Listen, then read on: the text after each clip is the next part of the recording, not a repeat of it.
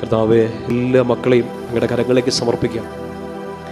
എനിക്ക് നൽകിയ പൗരോഹിത്യ ശുശ്രൂഷയിൽ ഉറച്ചു വിശ്വസിച്ചുകൊണ്ട് നാളിതുവരെ ഞാൻ അർപ്പിച്ച ഓരോ പരിശുദ്ധ ബലികളുടെയും അനന്ത യോഗ്യതയിൽ ആശ്രയിച്ചുകൊണ്ട് ഞാൻ അങ്ങേക്ക് വേണ്ടി അങ്ങയുടെ അനുവാദത്തോടെ സംസാരിച്ച ഓരോ വചനത്തിൻ്റെയും ശക്തിയിൽ 100% വിശ്വസിച്ചുകൊണ്ട് ഈ മക്കൾക്ക് വേണ്ടി പ്രാർത്ഥിക്കാം. കർത്താവ്, ഇവർ കടന്നു പോകുന്ന വേദനകളെ, സഹനങ്ങളെ, സങ്കടങ്ങളെല്ലാം അപ്പാ എനിക്ക് മനസ്സിലാവുന്നില്ല. പിതാവേ, നിനക്ക് നിൻ്റെ മക്കളുടെ സങ്കടങ്ങളെല്ലാം അറിയാമല്ലോ. നിങ്ങളുടെ കരം ഇവരുടെ മേലേക്ക് നീട്ടണമേ.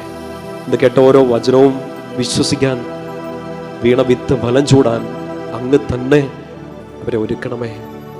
ഈ ചില്ലകൾ ഒടിയുമ്പോൾ, ഈ പ്രതീക്ഷകളൊക്കെ നഷ്ടപ്പെടുമ്പോൾ, ഈ വലിയ കുലുക്കവും സങ്കടങ്ങളും ഒക്കെ ഉണ്ടാകുമ്പോൾ, കാൽച്ചോട്ടിൽ നിന്ന് മണ്ണൊലിച്ചു പോകുന്ന സമയങ്ങൾ വരുമ്പോൾ, പിടിച്ചു നിന്ന മണ്ണ് കാൽച്ചോട്ടിൽ നിന്ന് മാറിപ്പോകുമ്പോൾ, ആശ്രയം പിടിച്ചു നിന്നിരുന്ന ആ മരക്കം പൊടിഞ്ഞു പോകുമ്പോൾ, കൈവിടാതെ ചിറകുകളിൽ താങ്ങുന്ന അങ്ങയുടെ സാന്നിധ്യം കാണാൻ അങ്ങയുടെ മക്കൾക്ക് വലിയ കൃപ ലഭിക്കട്ടെ.